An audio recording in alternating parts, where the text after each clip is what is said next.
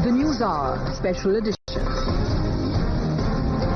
Welcome back. Here with us on Times Now. Viewers, India is a country which respects people of all castes, colour and community. Everyone who visits India is welcomed with open arms. But the same treatment is not being given to Indian nationals or people of Indian origin in foreign countries. In yet another shocking incident that reveals how deep the racism rot is in white-dominated nations, a young Sikh woman was raped by two men in broad daylight in UK's Oldbury. You know what's the worst part of this? This crime was committed against her because of her lineage. The perpetrators told her, "Go back to your country," during the assault. This hate crime has shaken not just the Sikhs but the entire Indian community in the United Kingdom. But this is not just an isolated incident. You know, only a couple of days ago, an Indian origin man was brutally assaulted with a machete and then beheaded in front of his family in Dallas in the United States of America. And then there was this hate crime in Switzerland where an Indian origin couple was assaulted brutally after pointing to some issues with their hotel room. They say the staff, including the perpetrators of this crime, were welcoming towards every guest except them because of their skin color. Earlier in the year, there were multiple cases of attacks against Indians which came to the fore. From Ireland to Australia, people of Indian origin have been at the receiving end of brutality. As per a government data of 2024, crimes against Indians abroad, in fact, quadrupled between 2021 and 2023, highlighting the dangers they face living in a foreign country. And to discuss it, I'm joined by my guests. We have Sushant Sareen, Senior Fellow at the ORF. We also have with us Adit Kothari, Founding Member, Index Society. Good evening to both of you, gentlemen. Thank you for speaking with us here on Times Now. Sushant Sareen, you know, I just spoke about certain incidents that have happened recently. Do you think there is some kind of a pattern? Is something somewhere going wrong? Or these are just like one-off cases emerging from these countries?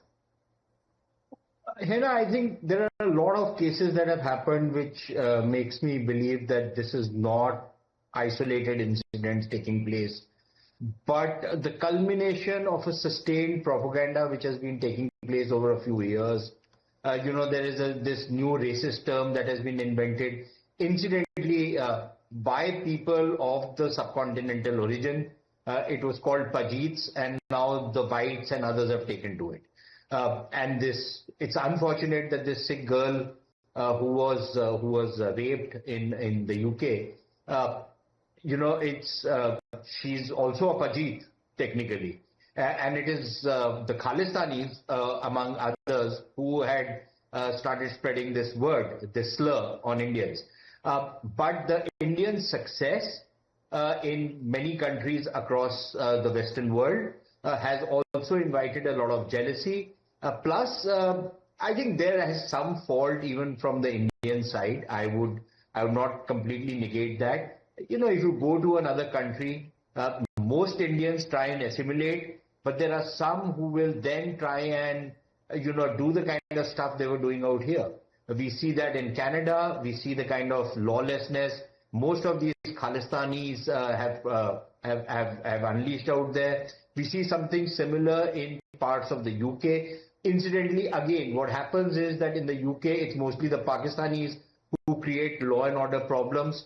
But, you know, when the color of your skin is the same, unfortunately, the Indians also get clubbed with that. So I think there are multiple issues which are at work. But clearly, these are not isolated incidents. It's part of a pattern. Not isolated incidents, look like part of a pattern. Adit Kothari, where do you stand on it? Do you also believe that perhaps it's, as Sushant Sareen mentioned, it's success that's inviting jealousy? Because Indians have actually made a mark wherever they have gone as immigrants.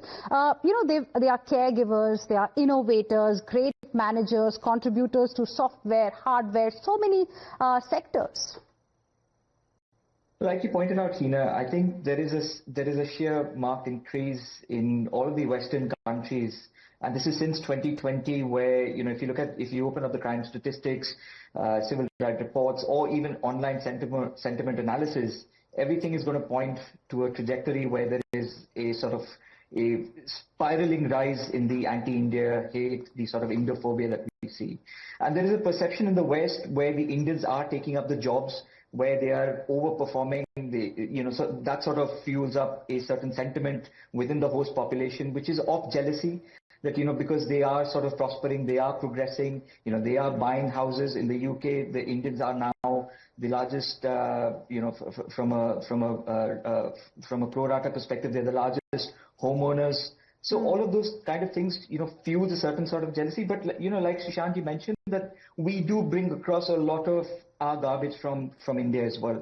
So, our practices that we bring across from India into the West, which is not compatible with the Western society. So that sort of creates a sort of atmosphere of distrust, a sort of cultural dissimulation. So, that fuels more sort of hatred towards Indians from the host population. But again, within this particular domain, there is a lot of hate that we actually get from within the sort of subcontinental population, like the Islamists, like the Khalistanis that Shashanji spoke about. If you just pick up the surveys from Australia, I think it was 2023, which was called the Year of the Hate. I think 85% of those people in Australia who spoke subcontinental language basically said that, they've experienced racism far beyond and above pre-2020 levels. So, this is on the rise, but I think more lobbying needs to be done by the Indian diaspora who's sitting in the West.